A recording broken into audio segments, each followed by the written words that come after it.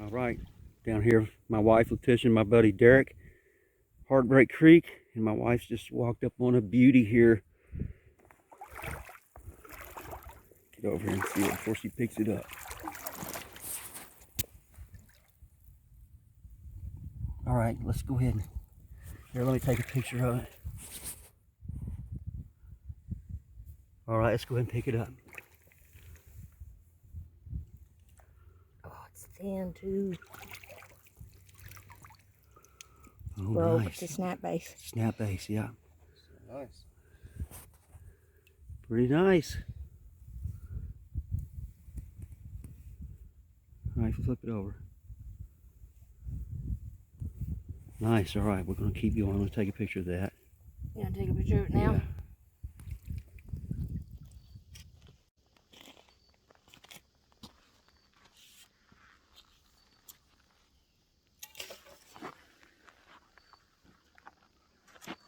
All right, hello everybody. Thanks for joining us again on another one of our adventures, my wife Letitia and I. Today we were exploring some creeks in Webster County, Kentucky.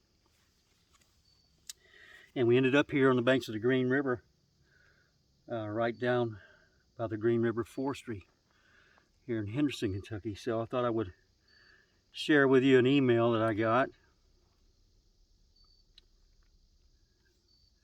from Mr. Adam Coker.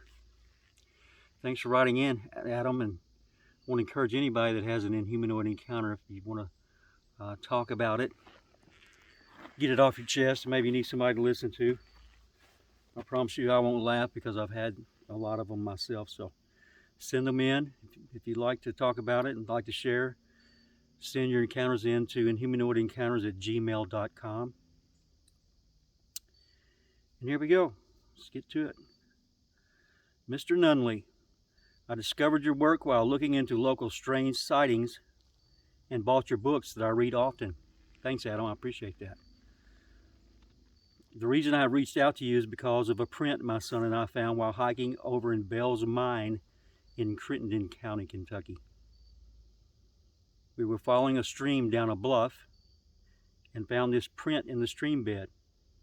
It was a deep imprint and I couldn't match the depth, myself weighing about 210 pounds.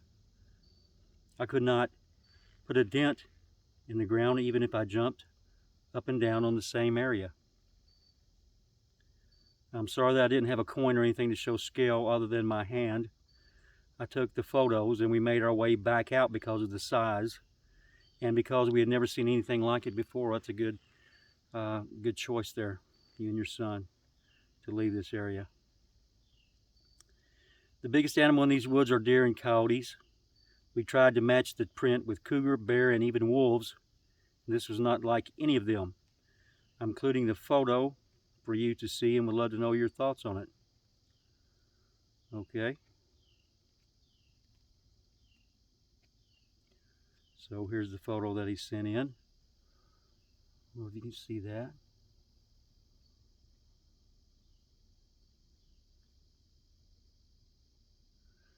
And he sent in one more. Pull that up for you.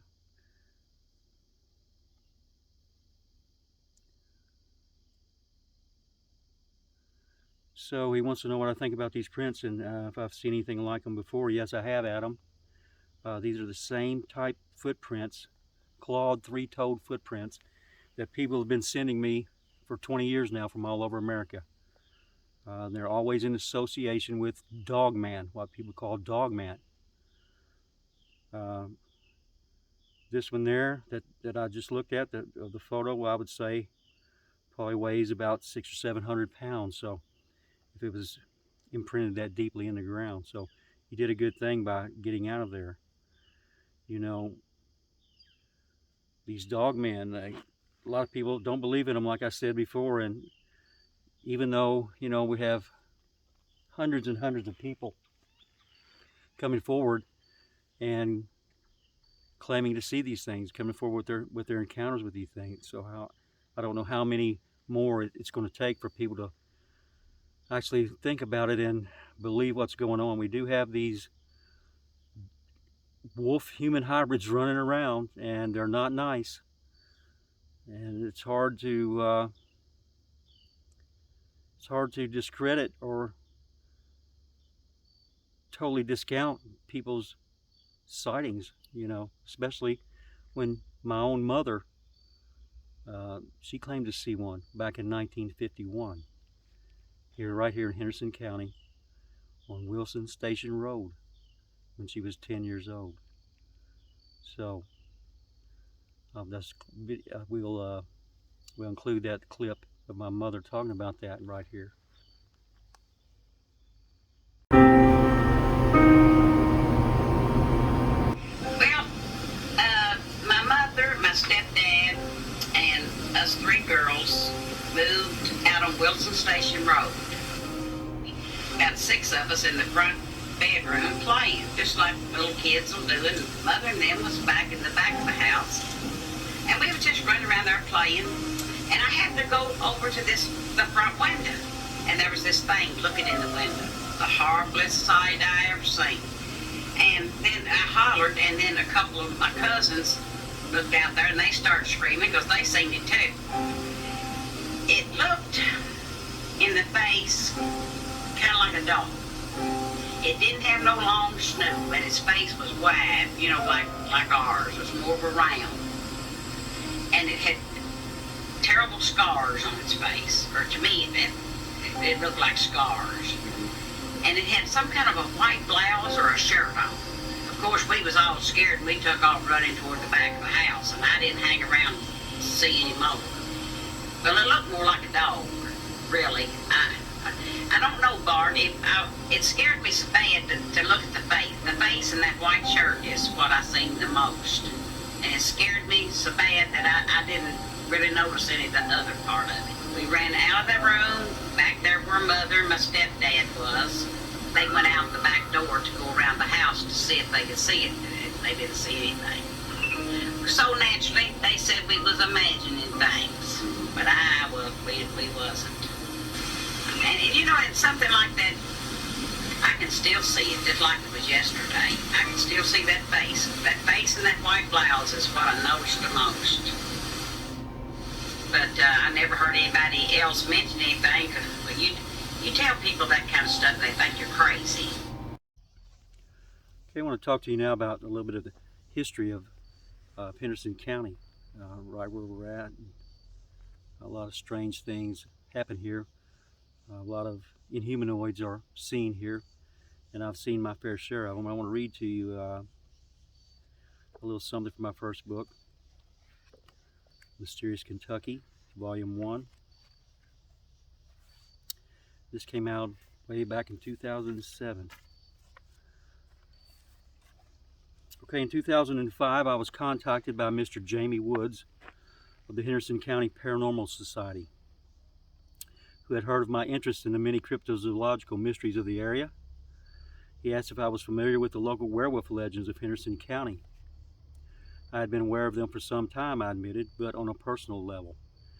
I had never seen the subject referenced in any written or printed material.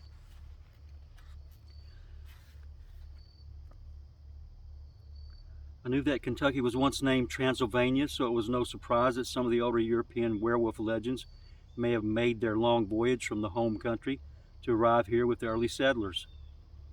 According to Woods, some members of the historic Transylvania Company settled here back when the county was founded. One of these renowned men was a Pennsylvanian named L. Talbot. And after this man's death and interment into the Bethel Talbot Cemetery, actually just about a quarter of a mile from where I'm sitting right now, encounters with the frightening wolf-like humanoids began. Some even believed that the werewolf was actually Talbot himself, returned from the dead in a wolfish body to spread fear and calamity across the countryside. Okay, just 1 second, we got the boulders coming down. It's a barge. Barge. Let's pause it for a minute until it gets by. All right, Letitia thinks you guys might like to see a barge go down the river, so there it is.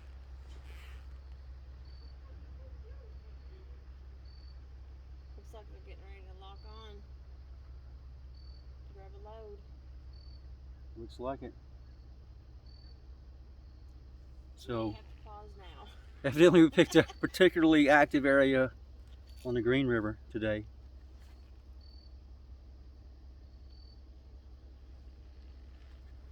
So anyway, we'll try to continue on. I hope you guys can hear me. Let's get a little closer here.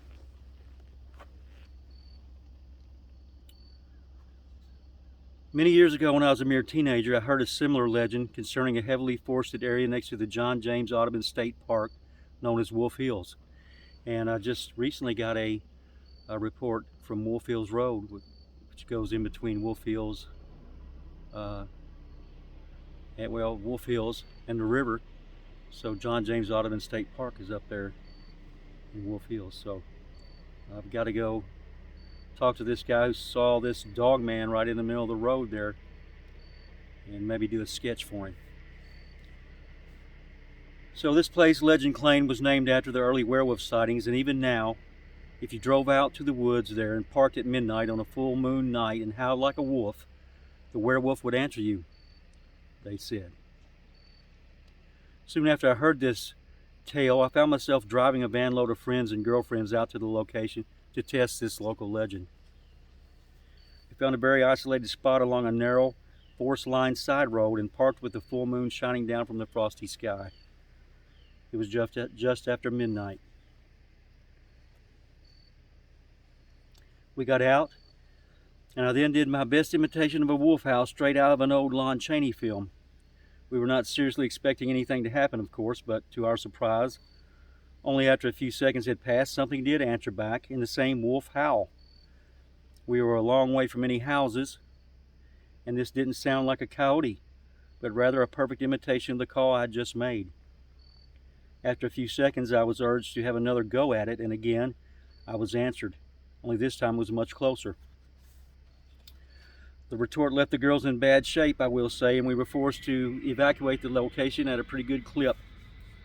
Sounds fanciful indeed, but lest you dismiss such things immediately as so much nonsense, there's a Bethel Talbot Cemetery in this county, as I mentioned, just right up the road, and one of the gravestones there does bear the name L. Talbot.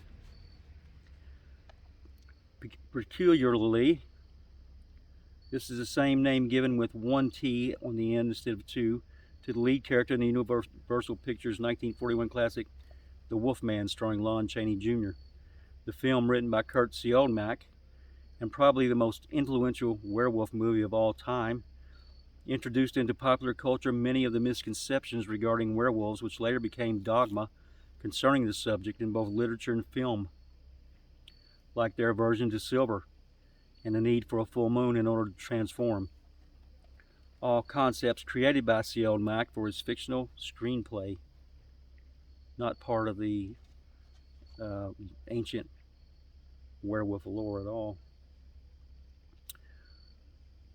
Could all this be merely coincidence? Maybe, but it is interesting to note that during the 1920s and 30s, Henderson, Kentucky was considered the richest city in the nation and boasted more millionaire citizens than any state in the United States. It drew in the rich and famous like bees to honey back then, including many well-known Hollywood personas. If perchance Siodmak visited the area as well and was exposed to some of the local folklore, the inspiration for his now famous movie certainly would have been available. Perhaps Siodmak even drove out to Wolf Hills and parked beneath the full moon, just as I did some 50 years later, to test for himself the mettle of the legend. Like me, he probably even felt a little silly standing there in the dark and howling up at the moon. That is, until the Wolfman answered back. So, my good friend Jan Thompson, the late Jan Thompson,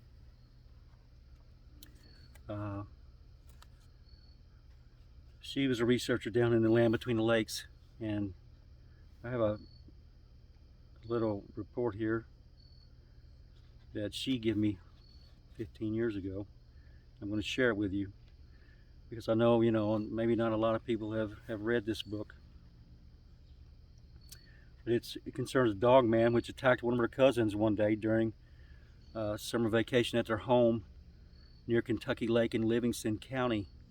This is Jan's own personal account of what happened to her and her cousin, in her own words. It was one of those typical sultry July late afternoons back in 1978 in Grand Rivers, Kentucky, when this encounter with the inexplicable creature transpired. I had come down to stay at my aunt's house for a few weeks of summer vacation and spend some time with my two cousins. Her home was surrounded by generously wooded and hilly acres and sat at the end of a dead-end road. There were several trails throughout the woods that had led to more than a few places. A long, out-of-service railroad track that went on for miles, an old abandoned sawmill, a large section of rough rock bluffs, and a lonely stretch of shoreline on Barkley Lake. Most of the trails were made by my cousin Joe's dirt bike and were well defined, as it was with almost every day that I was visiting. Joe, 13 at the time, was out riding on his bike through those woods. His younger sister Rhonda, she was around 10 at that time, and myself were sitting outside on the porch swing waiting for their mother to come home from grocery shopping. I was 17 years old. The stillness of the afternoon was interrupted by the distinct sound of his dirt bike in the distance, screaming through its gears, echoing inside the trees. I knew he must have been on his way home because his dad had forbidden him or anyone else in the family to be out in the woods after dark. I could hear the sound of the bike's motor as it approached us at full throttle. I was expecting him to slow down, but he didn't. Still at top speed, he reached the trail opening at the top of the driveway and burst toward us, actually going airborne for a few feet. The front tire crashed down on the pavement and he continued his descent, struggling to keep the bike upright. He hit the brakes hard to avoid getting past the driveway and down an embankment, slid the bike sideways, and jumped off in a daring maneuver. There comes our friend the barge back, tugboat. He had a look on his face like something terrible had happened. His eyes were wide with fright and his body shook from the adrenaline.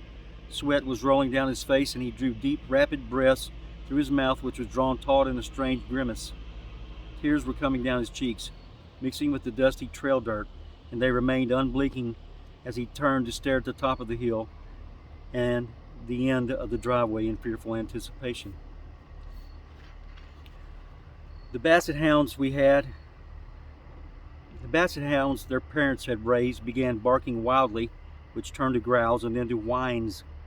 They were kept in a pen across the driveway, and all of them seemed to panic at once, digging and gnawing at the fencing, desperate to escape.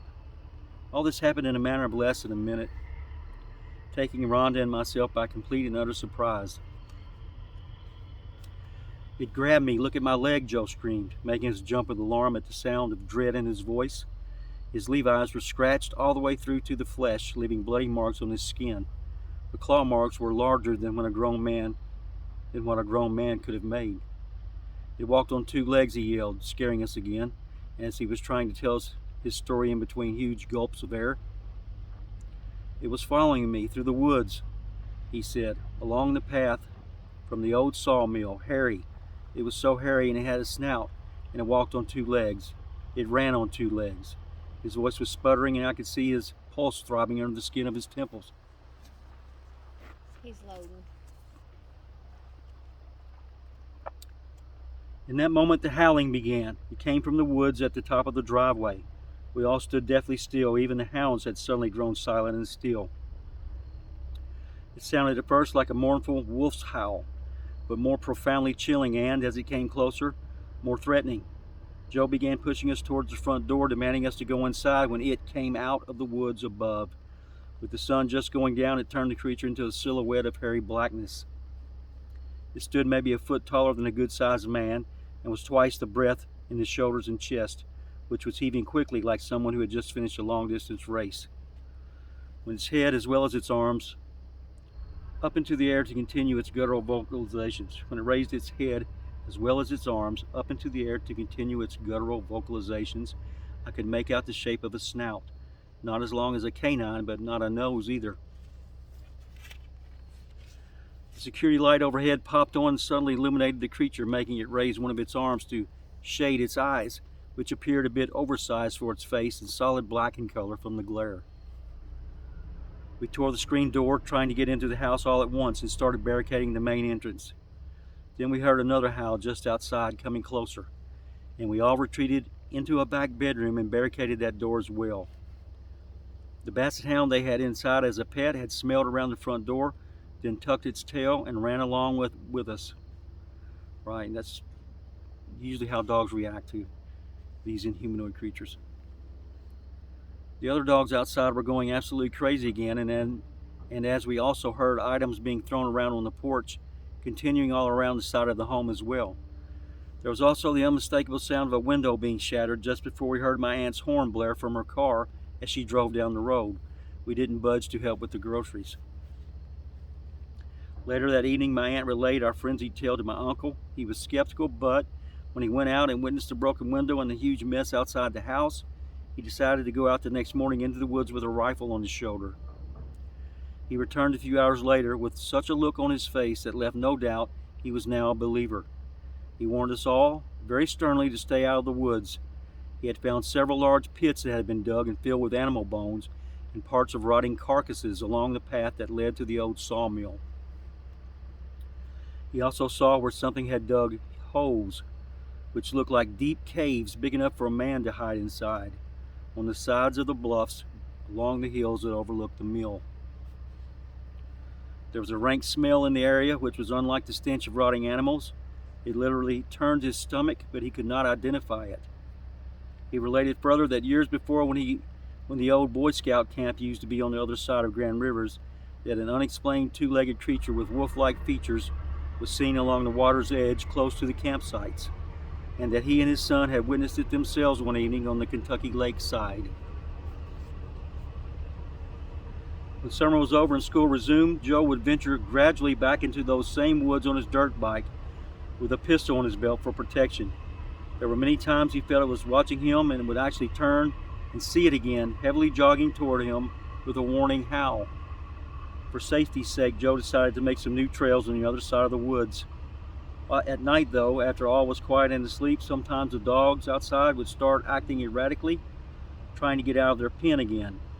And more than a few times when Joe had fallen asleep in the living room floor watching TV, that familiar feeling of something intently watching him would cause him to awaken. He would look over at the patio doors that were open to let the cool air in and see the creature leaning down and staring at him through the screen door. In the early 90s, Joe and my dad, who had come down to visit, would both travel on foot into those same woods and go all the way back to the old sawmill. They found old as well as freshly dug dirt pits with animal bones in them. The holes in the bluff were still there, and they both experienced the feeling of being watched and felt uneasiness that something just wasn't right. The area where the sawmill stood seemed to have no life stirring around it. No birds, no squirrels, crickets, bugs, etc. Even the small pond that lay separated from the lake shore stood still and lifeless. And all around it smelled like a combination of skunk and wet dog. When a large shadow moved from inside one of the holes in the bluff, the men retreated, walking backwards for a while before turning to make haste back home. Today those trails have either grown over or they are bulldozed away at some places. Construction crews came in where the sawmill was and demolished acres of the land to make room for condominiums and new homes.